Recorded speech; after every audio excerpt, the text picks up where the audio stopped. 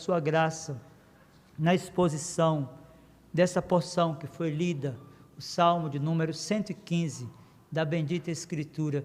Feche os seus olhos, curve a sua fronte, vamos orar ao Senhor nesta hora. Meu Senhor, bendito, magnificado e exaltado seja o teu santo, majestoso, glorioso, poderoso nome, meu Senhor. Nós nos aproximamos de Ti com temor e tremor, reconhecendo que pecamos por ações e por omissões, que fazemos aquilo que é mal aos Teus olhos e deixamos de fazer tantas vezes aquilo que Te agrada, e assim transgredimos a lei e erramos o alvo, meu Senhor. Mas ainda assim, pecadores como somos, o Senhor nos aceita, não por nós, por nossas inclinações, mas pelo perfeito, suficiente, substitutivo sacrifício do teu Filho Jesus Cristo. É por Ele, por sua mediação, Ele que é sumo sacerdote no teu altar, que é o Paráclitos, o advogado, que nos defende e que nos apresenta imaculados, santificados, justificados diante de Ti, que nos aproximamos, meu Senhor, do trono da Tua graça, para Te pedir que abra-nos a mente e o coração, para compreendermos a verdade ora lida, para que ela seja um instrumento dos céus, o maná dos céus, o pão que sacia a fome, e a água, meu Senhor, que sacia toda a sede.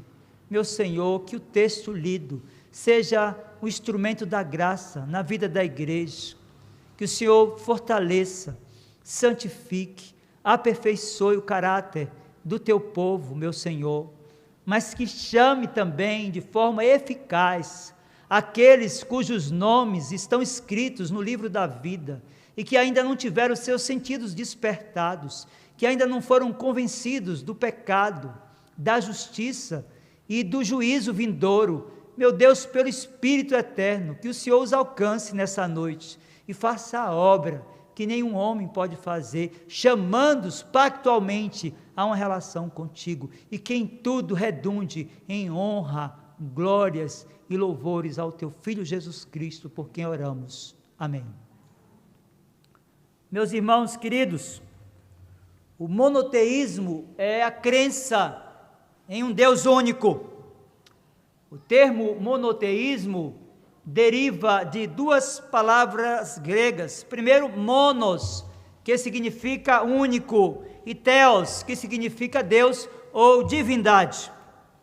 O monoteísmo acredita em um único Deus, que é onipresente, que é onisciente e que é onipotente e responsável pela criação de todas as coisas no universo. Já o politeísmo, meus irmãos queridos, diferentemente do monoteísmo, acredita que cada particularidade da natureza ou atividade humana seja de responsabilidade de diferentes divindades. Meus irmãos queridos, este salmo, cujo gênero literário é a poesia, consiste numa declaração pública de adoração e confiança do povo de Israel no Senhor, e contrasta com a nulidade dos ídolos de outras nações. Sua autoria é incerta. Há quem suponha que foi este salmo escrito por Moisés junto ao Mar Vermelho. Outros, contudo, pensam que ele foi registrado por Davi nos primórdios do seu reinado. Há alguns outros pensando que foi Mordecai ou Esté, e ainda outros pelos 3 jovens que estavam na fornalha ardente. Alguém já disse que foi Ezequias um dos cativos em Babilônia, que escreveu este salmo. A verdade, meus irmãos, é que nós não sabemos efetivamente quem foi o autor desta linda poesia. Perceba comigo, na primeira estrofe desse salmo, salmo de número 115, versos do 1 até o 3, que nós encontramos uma oração por intervenção de Deus em meio à condição de calamidade em que o povo do Senhor estava vivendo. Veja, primeira estrofe do Salmo 115, verso do 1 ao 3, a Escritura diz assim: não a nós, Senhor, não a nós, mas ao teu nome dá glória, por amor da tua misericórdia e da tua fidelidade. Porque diriam as nações: onde está o Deus deles?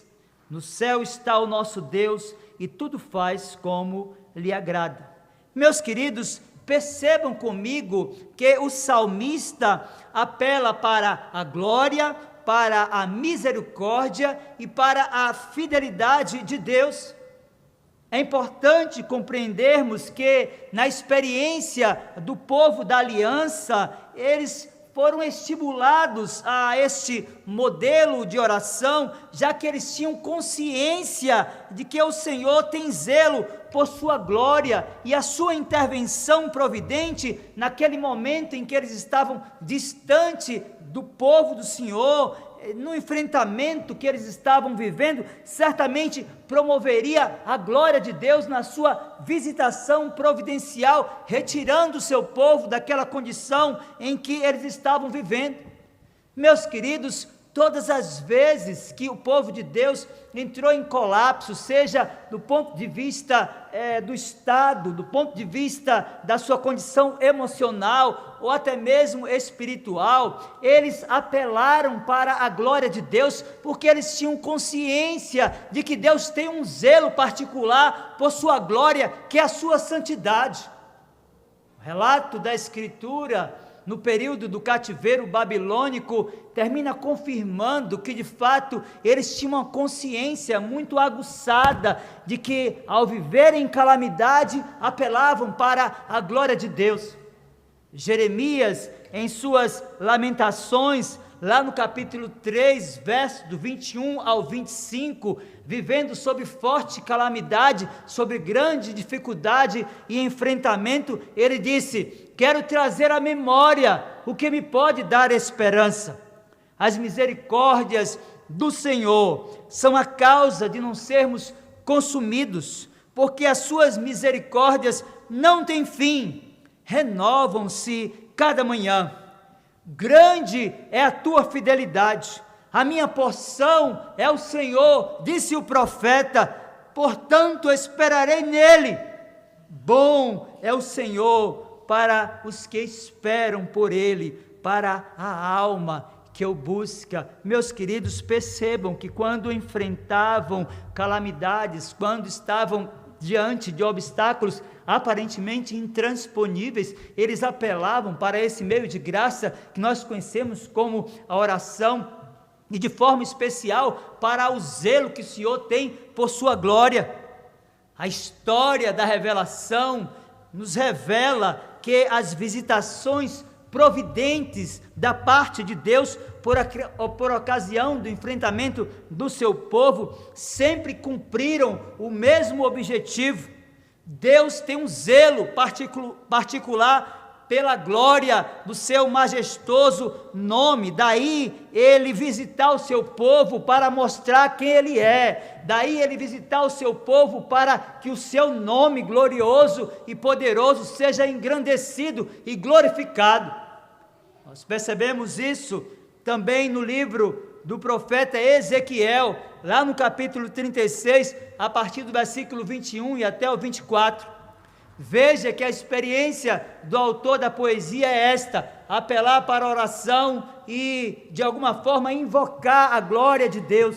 Veja que a experiência do profeta Jeremias, nas suas Lamentações, capítulo 3, é esta: ele tem consciência da eficácia e do poder da oração, e do zelo que o Senhor tem com a sua glória. Mas agora nós vamos perceber também que essa dinâmica segue na experiência de Ezequiel, e ele registrou isso lá no capítulo 36, a partir do versículo 21 e até o 24, quando disse: mas tive compaixão do meu santo nome, que a casa de Israel profanou entre as nações para onde foi. Dize, portanto, a casa de Israel: assim diz o Senhor Deus, não é por amor de vós que eu faço isto, ó casa de Israel, mas pelo meu santo nome, que profanastes entre as nações para onde fostes. Vindicarei a santidade do meu grande nome, que foi profanado entre as nações, o qual profanastes no meio delas. As nações saberão que eu sou o Senhor, diz o Senhor Deus, quando eu vindicar a minha santidade perante elas. Tomar-vos-ei de entre as nações, e vos congregarei de todos os países, e vos trarei para a vossa terra. Meus queridos irmãos, Deus de fato tem um zelo pelo seu nome. Deus de fato tem um zelo por sua glória. Por isso, providencialmente, em condições de calamidade que o seu povo enfrenta, Ele visita o seu povo e dá provisão, não para que as pessoas apenas se deleitem nas suas bênçãos, mas que o nome, o glorioso, o poderoso nome do Senhor seja exaltado e glorificado. Meus irmãos, de fato, a pergunta do versículo 2 aqui do Salmo de número 115, tem relação com a forma como os pagãos, as nações gentílicas, os adoradores de imagens de escultura, definiram a relação de afeto do Deus de Israel com o seu povo. No momento dos seus enfrentamentos e dificuldades, eles estavam a perguntar, a indagar: você é crente, está passando essa aflição? Você, sendo crente, está enfrentando essa calamidade, essa dificuldade? Então eles ficavam a perguntar: onde está o Deus deles? E o verso 3, nós temos uma resposta óbvia e monoteísta de um povo que acreditava na existência de um Deus que subsiste a tudo e a todos. Verso 3 do Salmo 115 diz: no céu está o nosso Deus, e tudo faz como lhe agrada. Meus queridos, do que podemos aprender com a resposta do povo de Deus aos adoradores de imagens de escultura? Em primeiro lugar, nós devemos pensar que quando os crentes dizem que Deus está no céu, eles não estão confinando a uma determinada localidade, nem põem limites à sua essência infinita. Eles creem no seu poder e creem que na sua onipresença Ele está em todos os lugares. Mas em segundo lugar, meus queridos irmãos, quando os crentes declaram a sua crença monoteísta, eles põem o universo sob o controle de um Deus que controla absolutamente todas as coisas, e sendo Ele o Senhor, superior a toda e qualquer obstrução, faz livremente tudo que lhe pareça bom. Esta de fato é a verdade confirmada através da declaração do próprio salmista, que diz: e tudo faz como lhe agrada. Meus queridos irmãos, de fato é este o ensino da Escritura, e foi esta também a visão que o profeta Isaías teve, está registrado no seu livro, no capítulo 6, versos do 1 até o 5. Veja essa visão gloriosa do profeta, quando disse: no ano da morte do rei Uzias, eu vi o Senhor assentado em um alto e sublime trono, e as abas de suas vestes enchiam o templo. Serafins estavam por cima dele, Cada um tinha 6 asas, com 2 cobriam o rosto, com 2 cobriam seus pés, e com 2 voavam. E clamavam uns para os outros, dizendo: Santo, Santo, Santo é o Senhor dos exércitos. Toda a terra está cheia da sua glória. As bases do limiar se moveram à voz do que clamavam, e a casa se encheu de fumaça. Então disse eu: ai de mim, estou perdido, porque sou homem de lábios impuros, e habito no meio de um povo de impuros lábios, e os meus olhos viram o Senhor dos exércitos, o Rei, aquele que está revestido de majestade e força e poder. Então, ainda que no cativeiro, ainda que no enfrentamento, ainda que nas dificuldades, eles tinham uma consciência de que Deus estava no céu. Essa era uma consciência monoteísta, era a consciência de que um Deus que está no céu, mas que rege, que controla, que tem o domínio de absolutamente tudo. E esta certeza do salmista, no Salmo 115, que também permeia João quando está exilado em Patmos, na ilha de Patmos. Meus queridos, em meio aos enfrentamentos que João estava vivendo no final do 1º século da nossa era, ele tinha uma consciência que absolutamente nada poderia fugir ao controle de Deus, nem mesmo os enfrentamentos, nem mesmo as calamidades que ele estava enfrentando naqueles dias de ferrenha oposição à pregação da palavra de Deus. O livro do Apocalipse, lá no capítulo 5, verso 1 e depois versos do 11 ao 13, nos traz esse registro e a consciência daquele servo de Deus. Vejam, Apocalipse 5, verso 1, depois versos do 11 ao 13, diz assim: vi na mão direita daquele que estava sentado no trono um livro escrito por dentro e por fora, de todo selado com 7 selos. Vi e ouvi uma voz de muitos anjos ao redor do trono, dos seres viventes e dos anciãos, cujo número era de milhões e milhares de milhares, proclamando em grande voz: digno é o Cordeiro que foi morto de receber o poder e riqueza e sabedoria e força e honra e glória e louvor.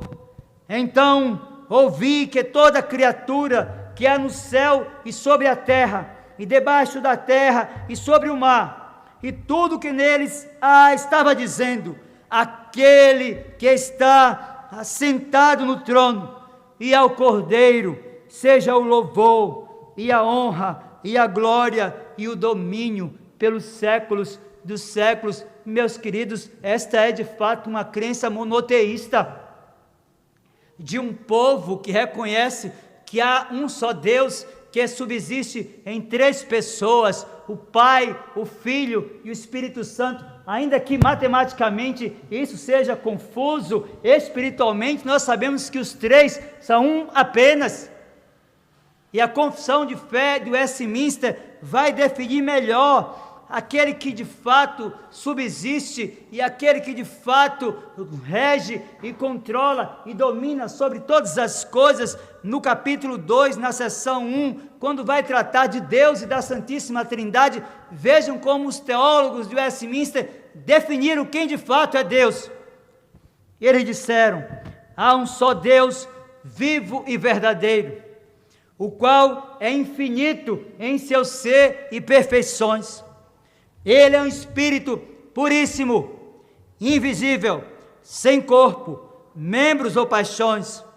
É imutável, imenso, é eterno, é incompreensível, é onipotente, Ele é onisciente, Ele é santíssimo, Ele é completamente livre e absoluto, fazendo tudo para a sua própria glória e segundo o conselho da sua própria vontade, que é reta e imutável, é cheio de amor, Ele é gracioso, é misericordioso, Ele é longânimo, muito bondoso e verdadeiro remunerador dos que o buscam, e contudo justíssimo e terrível em seus juízos, pois odeia a todo pecado, e de modo algum terá por inocente o culpado. Meus queridos, esta é a crença de um povo que está nos seus enfrentamentos.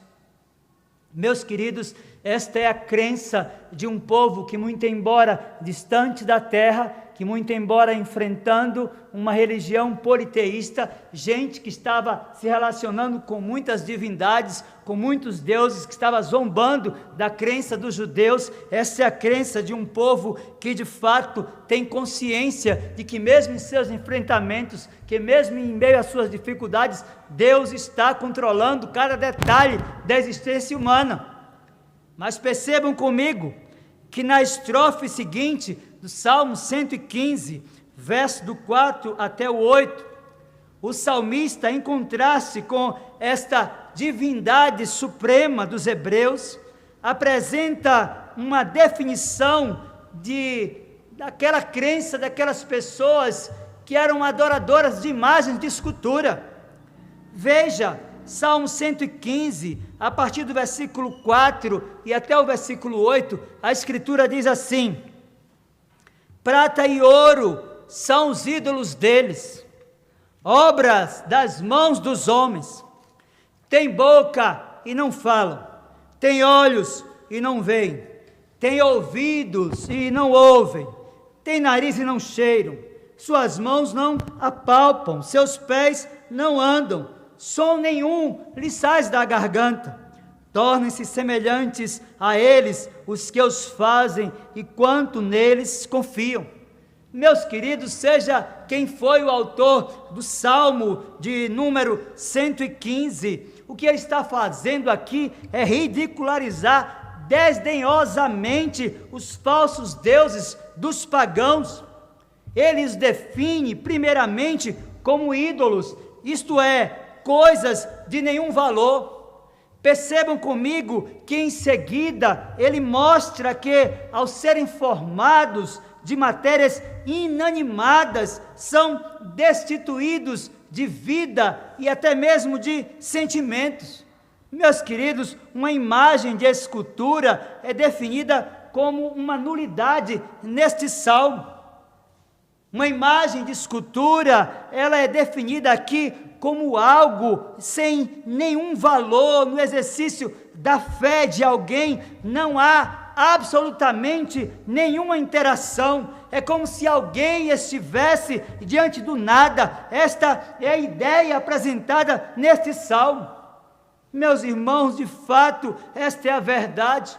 Os versos do 5 ao 7 do Salmo 115 nos diz: eles têm boca e não falam, têm olhos e não veem, têm ouvidos e não ouvem, têm nariz e não cheiram, suas mãos não apalpam, seus pés não andam, som nenhum lhes sai da garganta. Meus queridos, enquanto que os judeus, conhecedores da lei moral de Deus, o povo do Senhor estava consciente das sanções previstas na própria lei moral, especificamente no primeiro e segundo mandamentos do decálogo. Há muitas pessoas curvadas, dobradas diante da imagem de escultura. Parece que essa dinâmica do passado permanece nesses dias, sobretudo neste mês, onde a idolatria torna-se exacerbada, onde as pessoas escancaram a forma pela qual se curvam diante de imagens de escultura,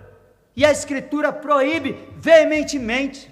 O livro da lei, em Êxodo capítulo 12, a partir do versículo 1 e até o versículo de número 6 diz: então falou Deus todas estas palavras. Vejam comigo: eu sou o Senhor teu Deus, que te tirei da terra do Egito, da casa da servidão. Então Moisés registrou: vejam, não terás outros deuses diante de mim, não farás para ti imagem de escultura, nem semelhança alguma do que há em cima nos céus, nem embaixo na terra, nem nas águas debaixo da terra.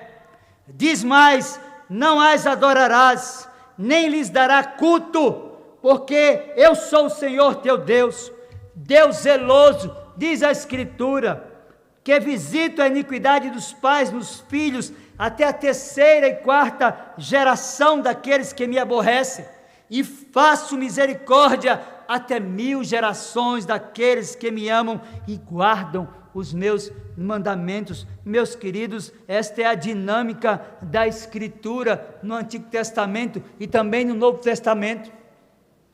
Há uma proibição veemente. Este é um pecado escancarado de pessoas que se curvam diante de imagens, de pessoas que celebram os seus santos, sobretudo no mês de junho. E nós olhamos para a Escritura e vamos perceber como os profetas trataram os ídolos que nada são nulidade de fato. O profeta Abacuque, no capítulo 2, a partir do versículo 18 e até o versículo 20, diz: que aproveita o ídolo, visto que o seu artífice o esculpiu, e a imagem de fundição, mestra de mentiras, para que o artífice confie na obra, fazendo ídolos mudos.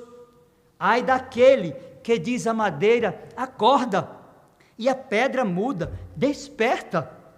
Pode o ídolo ensinar? Eis que está coberto de ouro e de prata, mas no seu interior não há fôlego nenhum. O Senhor, porém, está no seu santo templo, cale-se diante dele toda a terra. Meus queridos, esta de fato é uma crença monoteísta, de gente que reconhece o poder, a magnificência, a sabedoria absoluta, a onipotência, a onisciência e a onipresença de um Deus que governa e que rege sobre tudo e todos.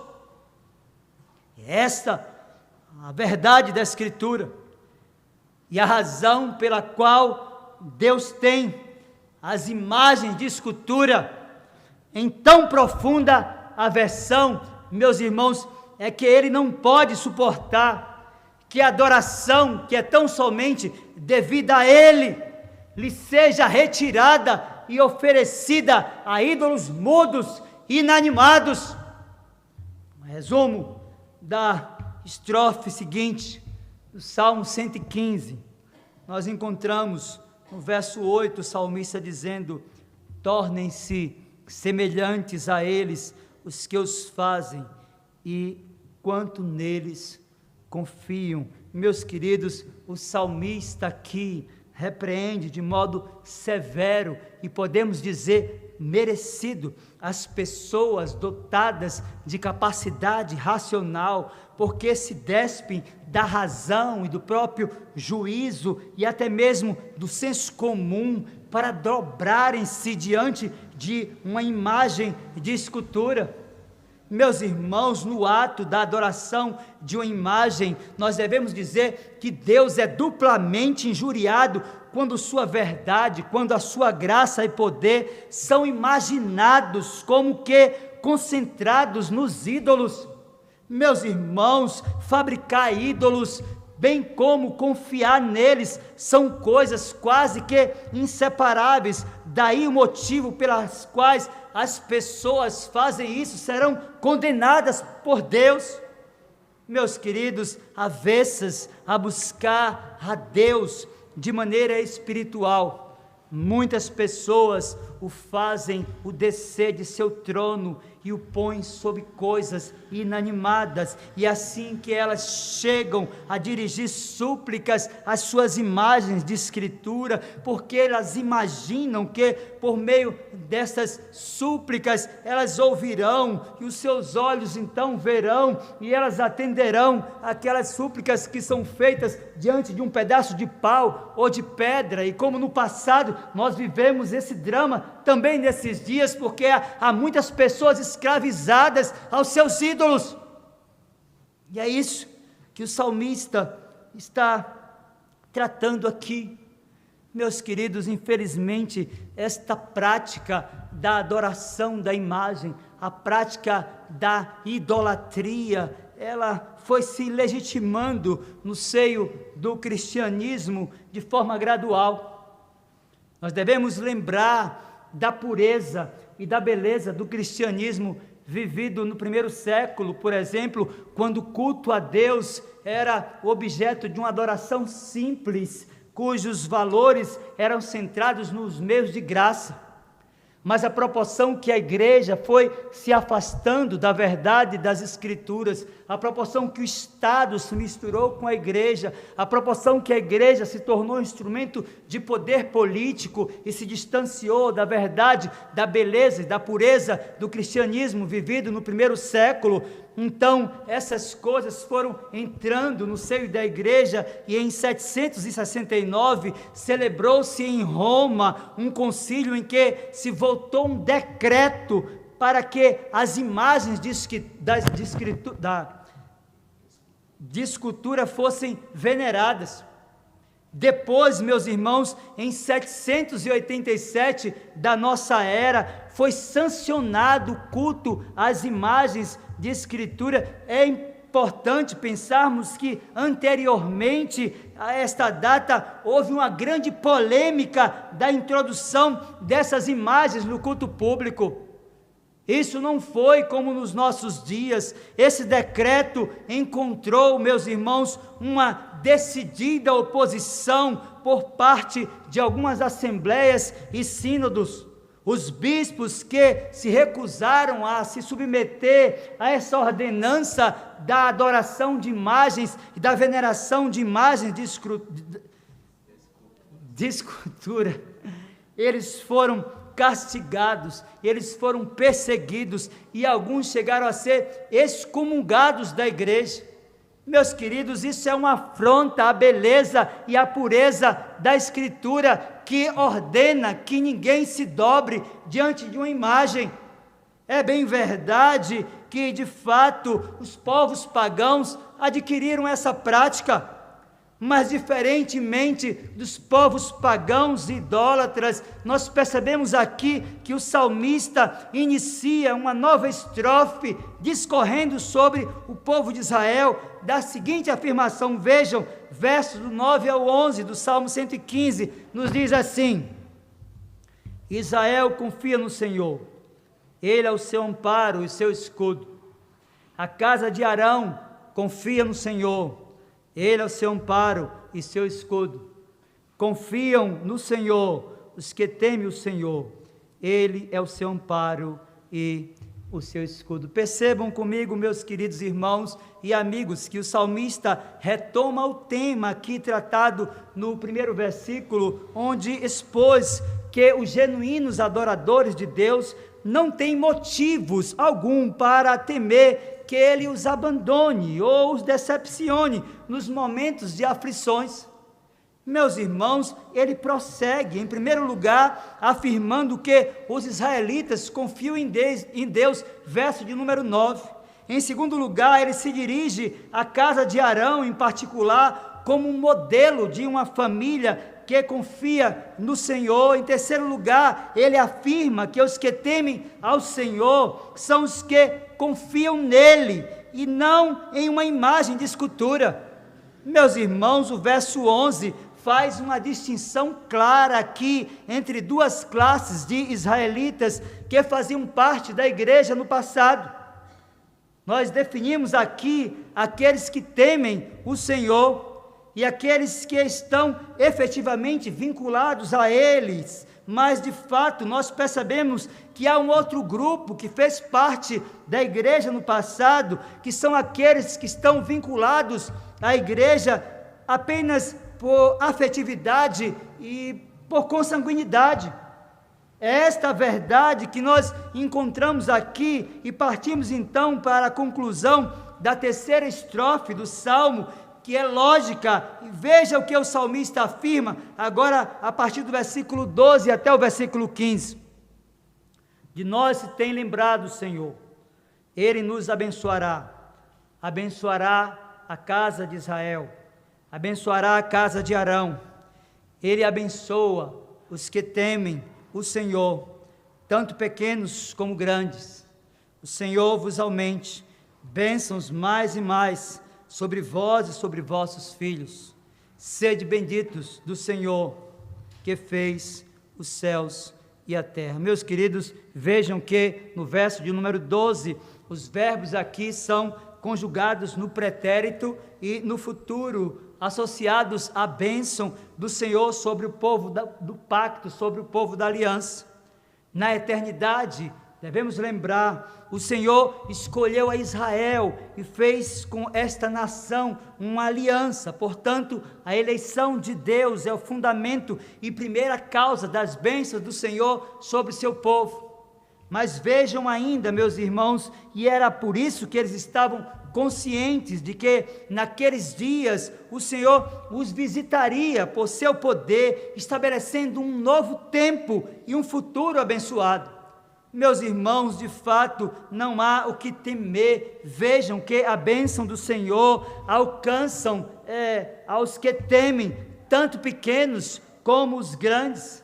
Não há aqui distinção de idade, não há aqui distinção de classe, não há aqui distinção de classe econômica, não há aqui uma distinção intelectual ou racial. O princípio aqui é o temor de Deus, vida de santidade e obediência à sua santa e bendita palavra. Esta é a receita para enfrentar as dificuldades, esta é a receita para vencer os obstáculos. Por isso mesmo distante, por isso mesmo vivendo em aflições e dificuldades, o povo de Deus confia na sua graça, o povo de Deus confia no seu poder, o povo de Deus confia na sua providência. Meus queridos irmãos, de fato esta é a verdade que o salmista quer transmitir aos seus leitores. Daí a necessidade de que tenhamos a consciência de que mesmo em meio aos enfrentamentos, mesmo em meio às lutas, às aflições e às dificuldades que possamos enfrentar, jamais deveremos levantar altares a ídolos, não apenas os ídolos como imagem de escultura, mas outros ídolos que as pessoas têm constituído nesses dias.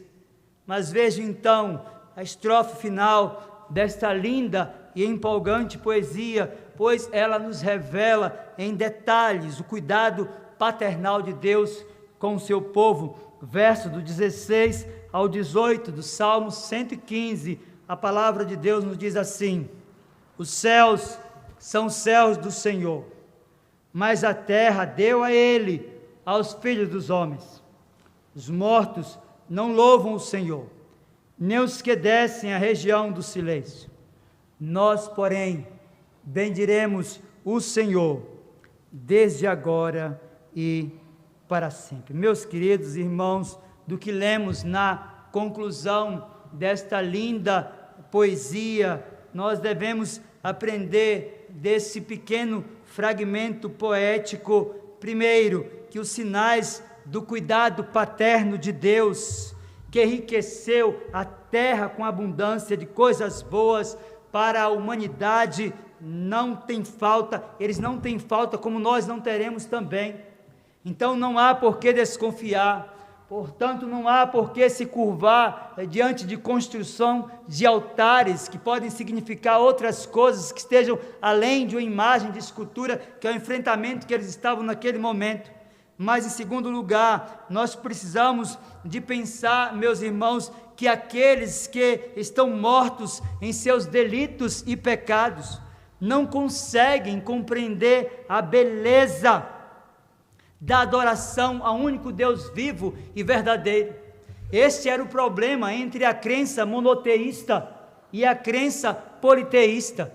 Enquanto que os povos pagãos estavam curvados ou dobrados diante de uma imagem de escultura, os judeus no passado, como os crentes no presente, olham para o céu e reconhecem que é o Deus. Os crentes permanecem como eles no passado, crendo que em meio a todos os enfrentamentos, que em meio a todas as dificuldades, eles serão mais que vencedores por meio daquele que os amou. Por isso, de fato, não há o que temer. Por isso, de fato, nós precisamos continuar crendo que Deus nos visitará, que Ele, por sua graça, providenciará todas as coisas, porque Ele tem zelo pelo seu nome, porque Ele tem zelo por sua glória, porque Ele quer ser glorioso e também glorificado na sua vida, no seu enfrentamento e na sua dificuldade. exatamente porque nós, como eles, confiamos no Senhor.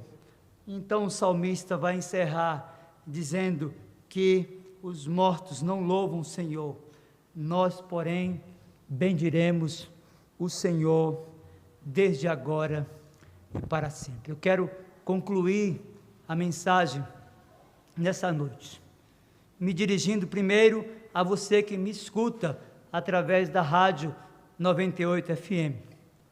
É possível que enquanto você escuta essa mensagem transmitida pelas ondas da rádio, ou quem sabe pelo aplicativo, você esteja diante de um altar na sua casa, com imagens de escultura e com datas e calendários e uma agenda de liturgia em que você se curva diante dessa imagem. Ora, eu quero dizer para você que esta mensagem é para você, que não compreendia ainda o pecado que você estava cometendo, que não compreendia ainda que esse é um ato de politeísmo e de idolatria que se manifesta sobretudo nesse mês de junho, no nosso calendário, no nosso país. Então há um clamor, então há uma exigência, então há um apelo para que você deixe essas imagens, para que você compreenda que só há um meio de você se dirigir a Deus, que é por meio de Jesus Cristo, que é o único caminho, a única verdade, a única vida. Mas eu quero também me dirigir a você, que muito embora seja crente, que muito embora tenha a sua confiança no Senhor, esteja nesses dias da sua aflição, quem sabe da sua maior calamidade, vivendo dias adversos. Quero dizer para você que, como no passado, é possível crer no poder de Deus. Quero dizer para você que, como no passado, é possível crer na providência de Deus. Eu quero dizer para você que, como no passado, Deus continua tendo zelo por sua glória, pelo seu nome que é santíssimo, e Ele há de visitá-lo para que o seu nome glorioso seja honrado e glorificado. Por isso, a minha oração e súplica é que Deus, por sua graça, aplique a sua palavra ao nosso coração. Vamos cantar o Salmo 96 mais uma vez? Vamos ficar de pé, e após o cântico do Salmo 96, nós vamos orar, encerrando a mensagem nessa noite. O culto.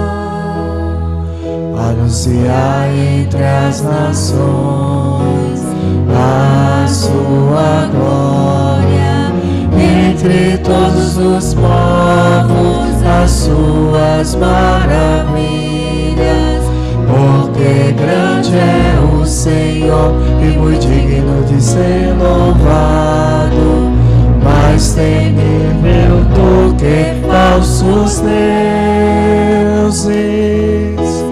Glória e majestade estão diante dele, força e formosura no seu santuário.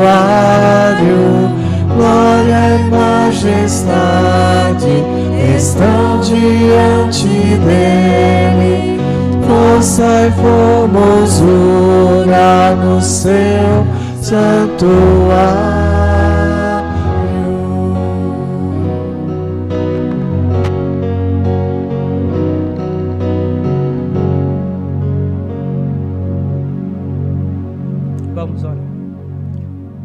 Senhor, em nome de Jesus, nós cremos na Tua palavra. Ela é inspirada, autoritativa, inerrante e mais cortante do que qualquer espada de 2 gumes e apta para discernir os pensamentos e propósitos do coração. Nós somos libertados da idolatria em que vivíamos, quando neste mês, meu Senhor, nos curvávamos diante de imagens de escultura e cumpríamos uma agenda litúrgica de idolatria diante de uma imagem que nada é, que é sem dúvida uma nulidade, que não pode ouvir, que não pode ver, que não pode andar, que não pode cheirar. E há muitas pessoas escravas hoje ainda, meu Senhor, quem sabe fazendo uma distinção, o seu rito litúrgico entre a latria, a hiperdulia e a dulia, compreendendo que filosoficamente isso se encaixe com aquilo que a Escritura lhe ensina. Meu Deus, como a nós que fomos libertados dessa escravidão, que o Senhor liberte também outras pessoas nessa noite, que estão nesta hora diante de um altar, diante de uma imagem de escultura, prostradas, meu Senhor, a fim de que te reconheça como o único e verdadeiro Deus, o único Deus vivo e verdadeiro, e que creia no sacrifício de Jesus Cristo como o único meio para ser salvo, e que creia em Jesus Cristo como o único meio para se achegar a Ti, meu Senhor, e que essa pessoa libertada possa anunciar a outros também a Tua grandeza e poder. Nós Te louvamos, Senhor, porque em meio aos nossos enfrentamentos, como os judeus no passado, nós também temos recebido a provisão que vem do Teu altar, e reconhecemos que o Teu desejo é ser honrado e glorificado, porque o Senhor tem um zelo por Tua glória e por Tua santidade. Por isso, Deus, em meio às vitórias que temos obtido, que vem do Teu altar e da Tua providência, ajuda-nos a anunciar o Teu poder e bondade, para que outros reconheçam que o Senhor é Deus, e que há de fato um meio para os enfrentamentos, que há de fato meios para vencer as dificuldades como eles venceram no passado. Concede-nos uma noite, meu Senhor, na Tua paz, e uma semana na Tua presença. Guarda-nos, Senhor, por Teu poder, e exalta o nome do Teu Filho em nós. Em nome dele nós oramos. Amém. Recebam a bênção, irmãos, que a graça do Senhor Jesus, o amor de Deus, o nosso muito bondoso Pai, o poder, a comunhão e as consolações do Santo Espírito de Deus, sejam sobre vós, irmãos, e sobre vós repouse.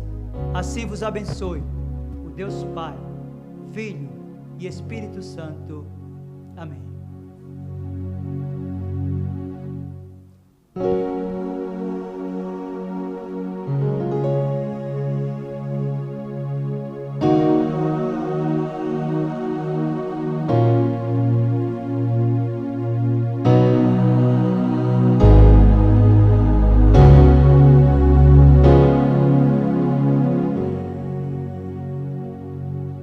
Podem sentar, meus irmãos.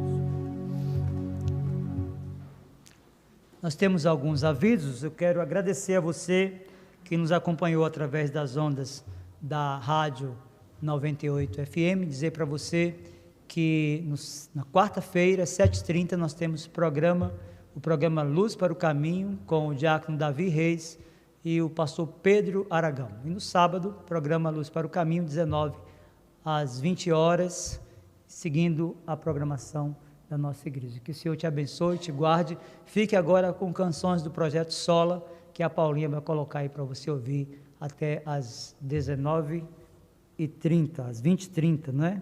Deus abençoe.